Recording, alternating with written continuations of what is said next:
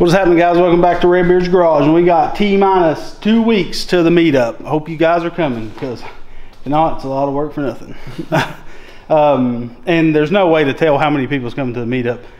Most of them's been successful. We have one, which was our last meetup, that was not, because 3 days before the meetup, we were supposed to go to Turkey Bay, found out they had the whole park closed, and it didn't announce it until that day because they was rebuilding bridges. So we had to completely change last minute, 3 days before, where we was going to do that. So of course a lot of people didn't come.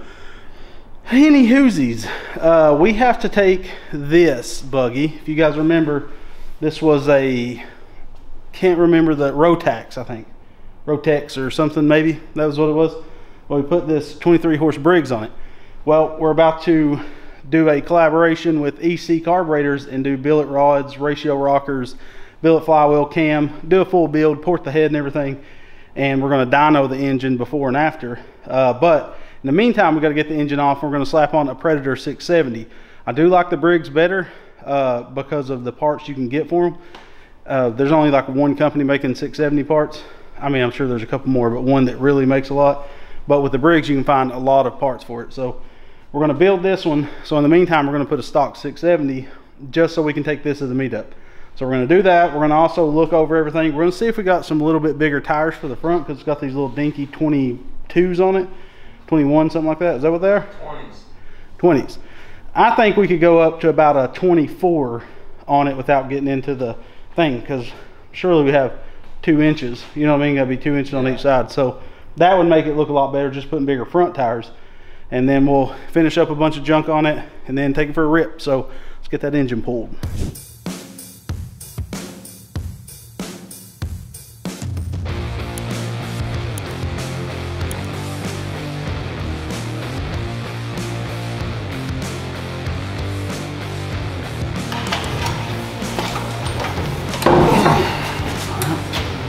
Just right here on the floor.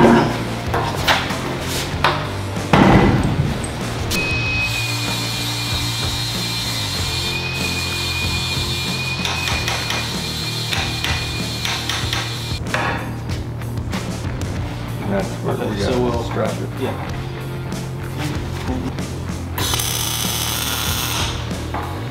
We have this bar a little off level from that one.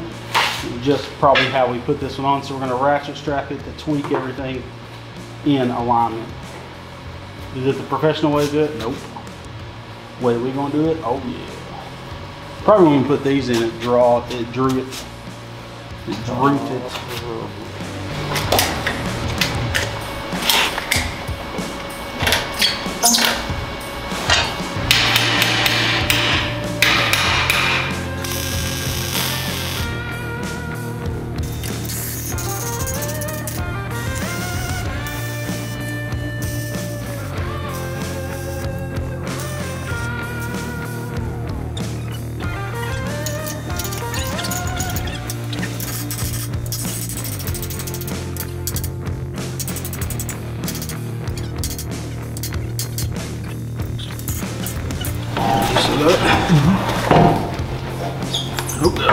Feel good? Okay. Resuming the belt. Okay, so we got the Predator installed on this buggy, and I did a real quick 2-into-1 exhaust. Sounds freaking sweet. And I took the silencer just in case we want to run it, and I put it in this frame tube with a cotter key in there, so that's pretty sweet. So if we need to use a silencer, we'll just have to have an Allen wrench on us so we can slide it in. But I took it out for a ride, and if you guys remember when we put the Briggs on it, this thing was super slow. Well, I did the calculations on the gearing ratio, and it's pretty horrendous. It's 5.1 to 1 ratio. So on a buggy like this, when we're running anywhere from 22 to 25 inch tires, I normally like an 8 to 1 gearing ratio. Anywhere from 7 to 8 to 1 is a really good gearing ratio for these V-twins. So we're gonna have to get custom sprockets made from Rebel gears. The only place we can change the gearing ratio is on the actual little stub axles on the end of the swing arms. So this sprocket here is the only one we can change because the front one is already the smallest it possibly can be for that shaft size. These two are the same way because there's clearance issues. So we're going to have to swap out each sprocket on each side. Because this is a 5 bolt pattern sprocket, it's a number 530 chain. We have to get it custom made. Rebel Gears is right here in Tennessee, I think Crossville possibly, and they normally make on day of, ship them right out to us, so that's awesome. So we got to pull one of these off to get a good measurement, and once I have that, we can get a new one made. I think what I'm going to do is go up to a 60-inch. I know that's going to give us clearance issues because the bigger the sprocket, the closer to the ground we're going to get. This tire is a little flat, so it's actually a little higher than this. But another issue is if you notice how close the brake caliper is. Look at that. That's like, if the chain ends up right here, it's going to rub this. So a 50-inch is a 10.5-inch sprocket, so 5 1/4 from the center, and that puts us about dead in line. So I think I'm going to jump up to like a 56 to a 60, which will put us closer to that 6-to-1 ratio to clear this caliper, because I do not want to get into the caliper, then you're asking for another issue. That's a problem with stuff like this. So I'm gonna pull this off, get the new one ordered, and then I'll show you when the new one comes in. Oh, and here's the exhaust. So did it real quick, did a little mount off the frame. Then there's the 2-to-1. I made this little merge out of 2. So this is 1 1/4 because that's about all you can fit on the flange on a 670. Went to 1.5 inch and then up to this 1 3/4, I think. I can't remember what size it is actually, but it fits this exhaust perfect. So of course we'll eventually put some spring retainers there. It doesn't really need them because the muffler being mounted back here. But 670's on. Of course we're going to build that Briggs and that'll go back on there.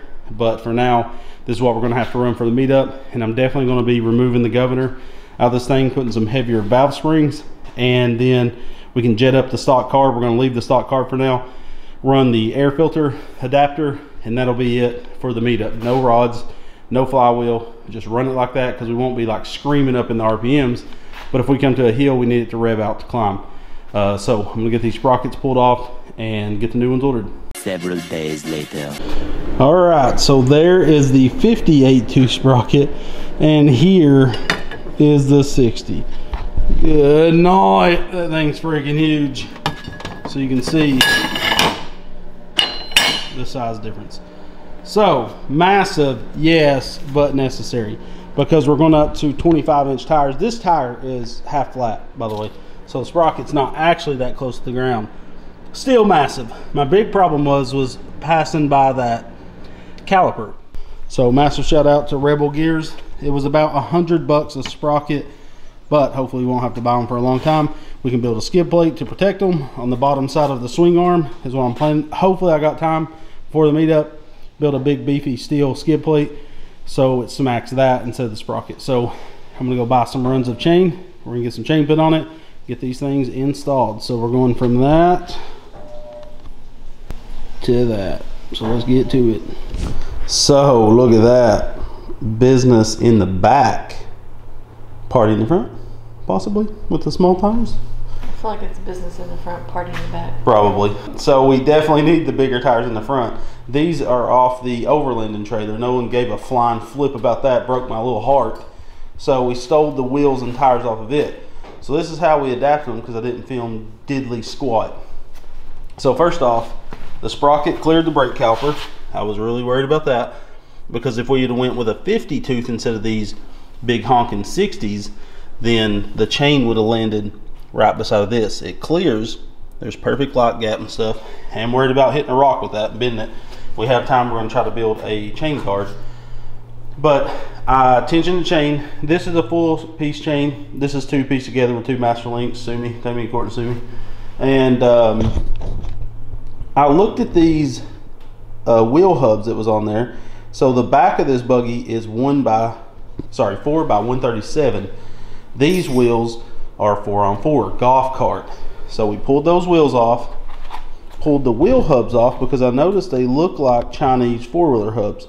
Luckily I had a set of Chinese 4-wheeler hubs sitting on the shelf, I think off a Yerf Dog.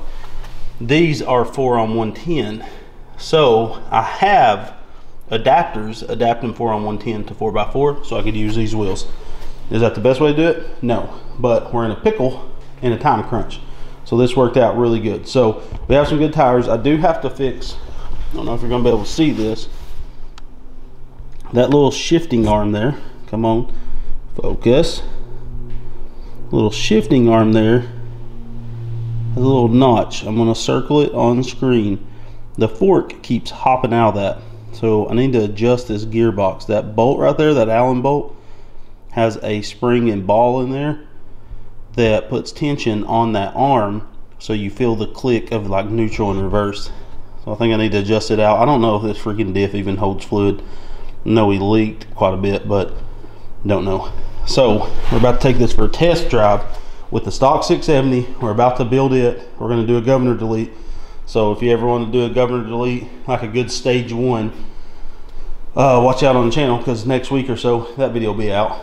So I'm going to fix that shifter, then we're going to take this thing for a test ride, see how it does with new gearing, new tires, and then we've got stuff ordered to do the front tires. We're just going to have to make wider A-arms and tie rods to clear the 26s on the front. All right, so if you can see, this fork is supposed to be on this little shaft here, and it's kicked up above it. And I'm pretty sure we reset it, but if you look at it, this looks like it needs to be raised up with a spacer to even line up for that. No, I don't know, sorry. I don't know if someone's messed with this whole setup. I would assume, because someone had rigged up another engine on it. So this is just a little tie rod heim joint setup that pivots with the shifting arm. And then we take this bolt out. I'm getting tired of sitting there. Okay, there we go. So we got this fork here, and that fork rides in that groove, and it has a bushing to keep this rotating. So first I'm going to see, put this all the way down. See, that's like way too low. That's a problem. It needs to be like up here. So here's the other gearbox that a subscriber sent us, but it has this piece here. There's a bracket that goes on this, on the buggy. This is like a little nipple. Then inside there is a ball bearing and a spring. And as you tighten this up, it gives you, like, you can feel the grooves for neutral, forward, and reverse. So the more you tighten this up, we gotta run that jam nut back, it makes it more clicky into the gear. You know what I'm saying? Because that ball bearing is pushing into the grooves cut on this shaft. So I might want to take this just in case to our meetup, just in case we tear it out. We could just drop a few. It'd be a pain, I'm sure, to do it, but we could knock it out. Because I'm going to end up taking that one off, putting this one on eventually, not right now, and then redoing that one. The gears are fine, but I'm going to put all new seals, source out the seals, any bearings that are worn out, and fully rebuild that. And so we have a rebuilt one sitting on the shelf, because I don't know where you would buy these at. And it's not like I want 3 of them on the shelf. If we break 2 of them, we know we got a problem and we got an upgrade. We got to upgrade. But I really do like these style buggies, because it shows you guys what you can, like, you can find these all the time. Like, I know people want to see us build custom buggies all the time, but a lot of times people can't achieve that in their own garage. So we're trying to give a mixture of everything on our channel. That's why we're not always constantly building buggies. I love taking a Chinese buggy that you can find on Marketplace and making it into a side-by-side. I think that, to me, is almost as fun as building a buggy. Is a buggy easier to build? Most of the time, yes. This one's not. This one's actually a really good frame. Super comfortable for 2 people. Has a good front end on it. We're gonna widen it. It's just a really good setup. Only problem is, you break anything, you're making it, because no one sells anything for them. That is the problem with all these Chinese companies. They failed to have parts so you could replace what was breaking. It's idled up a little bit. It needs to be idled down. But this is a test, because it would like slip the belt taking off. So I'm going to goose it a little bit.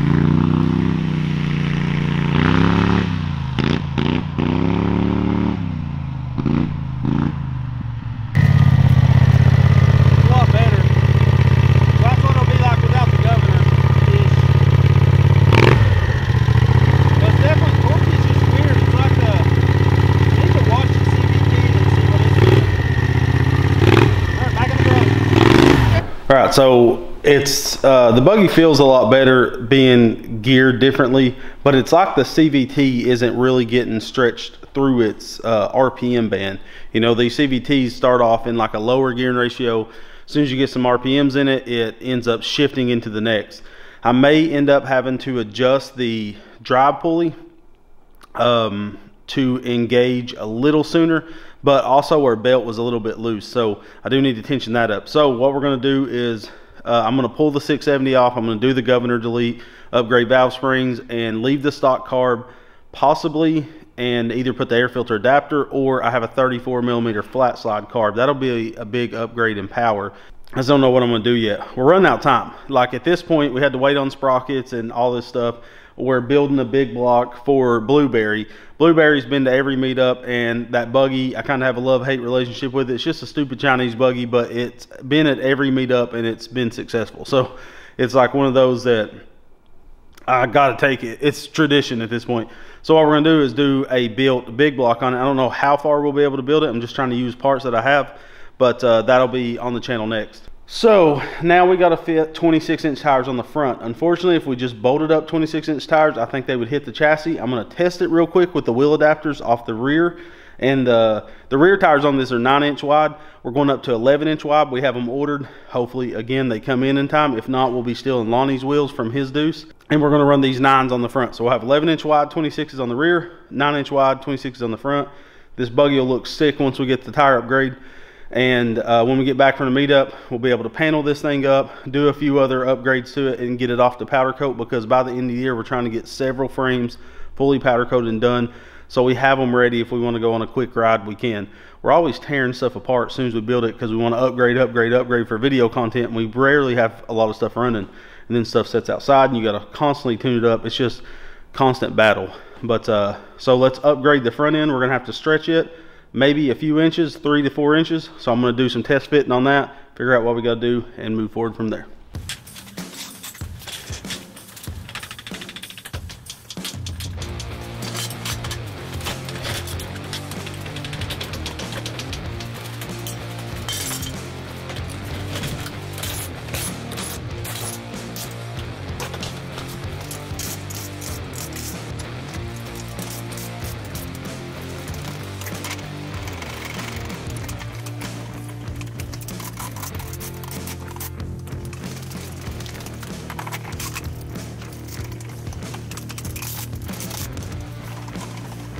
So you can see that we have 2 1-inch spacers and the lug adapter. This is just to test, you know, what we can clear. So this is as if we lengthen these 2 inches is basically what this is simulating. We would never run wheel spacers like that. And one thing you're going to get, the more you put that wheel out, even with the wheel adapter, your kingpin angle is going to be off, so you're going to get bump steer. So we have to be very mindful of that. I think 4 inches wider, because this is 2-inch wider technically, and that's as much turn as we can get in the frame. If we was out 2 more inches, I think it would be good enough, because it'll be a total of 5 because of the wheel adapter that we do have to run for now. We eventually can make all new hubs for this, but we can't right now because we're out of time. So that being said, I'm going to make a 2 or 4 inch longer lower and upper control arm, and then lengthen the tie rods.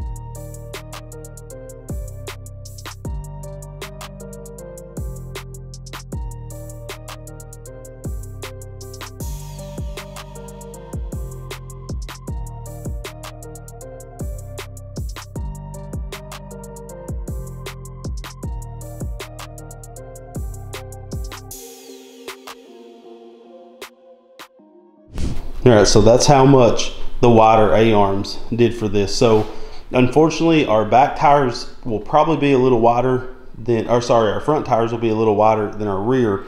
But man, what a difference. You can see the stance. Of course, the shock's not in there. What I'm hoping to do, since the shock was perfect in that location, like had the perfect amount of suspension feel to it, what I'm probably gonna do is leave the lower mount and bring the upper mount out 4 inches so I can use those same go-kart shocks for now.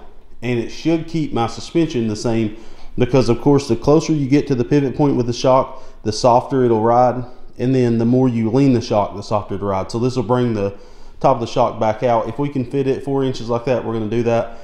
We've got a couple things we gotta address though. One quick fix, these bolts need to go down because that thread is hitting this and not letting it get the travel that it can get.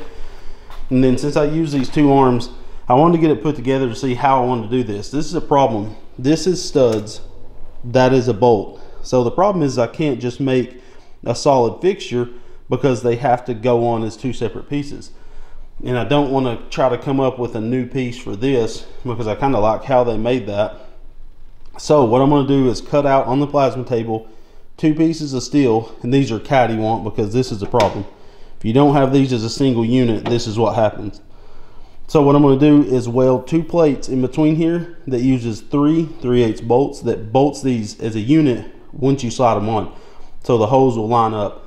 So I'm going to get those designed real quick in CAD. We can pull those off, measure first, get them designed, cut them out, get them TIG welded on there. Then our upper will be done. We'll make another one for the other side. We've already made the lower A-arm and stuff, and then we can get the suspension all put back together, and then we're ready to do a light build on that 670 engine.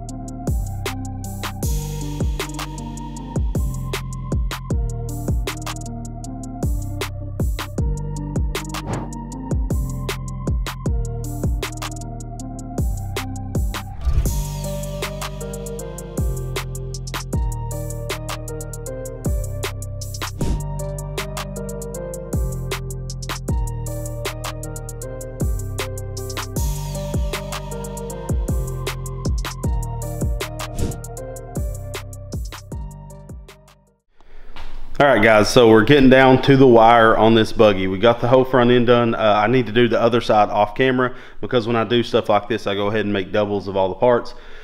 So there's only a little bit I have to actually make for the other side, and then we'll have it done. We're waiting on our 11-inch wide tires for the rear. So we're gonna put these 9-inch wides on the front, and we're waiting on the air filter adapter and the wheel adapters, one more set of the wheel adapters. And really hoping that they come. We can make the wheel adapters if we have to. I just don't really want to spend the time on doing that. Luckily we have Dave. If you guys remember Dave back when I built the SEMA buggy, he's been at a lot of our meetups and stuff. He's an awesome guy and became a real close friend through these videos. He's going to come down next week hopefully and help out a day or so and really knock out some stuff. Dave's a great fabricator, and you can just let him go on stuff and he'll get it done. We need chain tensioners on the electric mini bike and the Coleman MB200. And then the other two not the Coleman MB200, the Coleman B200 RSV. And then me and Lonnie's MB200s is 100% ready to go. The 999's going. We have to just oil the chain and just make sure everything's good with it. Then it can be loaded up. We still have a lot to do on this one. And Blueberry, we are building a big block engine in our racing, save the day, and send out some ratio rockers and some adjustable, or some cut the link push rods. So massive shout out to them for helping out the channel. First time working within our racing, and they seem like a bunch of great people. We bought from them for years. So they came in clutch for sure on this engine, because we had no rockers or no push rods, and they sent them out one day. So thank you NR Racing for that. And then EC Carburetor sent us out some idler sprockets to build chain tensioners on the 2 mini bikes, because if you flex them too hard, because the pivot points being off, it does kick the chain. So that'll get that fixed. So maybe Dave can make those. But I really like this front end. It's freaking sweet. I do need to make a tie rod for the other side, and then I need to modify those uppers by welding those brackets in, and then we can put the whole front end back together. And I did put some tabs. I didn't really show this, but I added second tabs to the lower A-arm because it just had one long pass-through bolt. We're getting rid of that and running 2 individual bolts, so I do have some tie rod tabs I need to weld that's in there. But we'll get all that stuff done, build that 670. Our air filter adapter got all the way to Knoxville, which is just like 30-40 minutes up the road, and then somehow ended up in Florida. So I'm really hopeful that that'll come in. If not, we'll just run the air box with the top off. But we're just going to do valve springs, remove the governor on this engine, and that's it for now. And it'll be plenty fun. It might not be the fastest on top end or nothing right now, because I don't want to really rev it that far, but it'll climb hills and stuff. So and run up the creek banks and stuff. So thank you guys so much for watching. We really hope to see you at this meetup. We always have a blast there. We're hanging out by the campfire at night, so we'd love for you guys to come and hang out with us. We're giving away tools, engines, all types of stuff, so make sure to come hang out with us if you can. If it's not a great turnout, we'll still have fun either way. So thank you guys so much for the support and the love, and we're going to get right back to work. It's a Sunday actually, and I'm working on the Sunday. I don't like to, but I'm having to because I'm out of time. So I got to get back to work, finish this front end, and we'll see you on the next one. We love you guys, and God bless.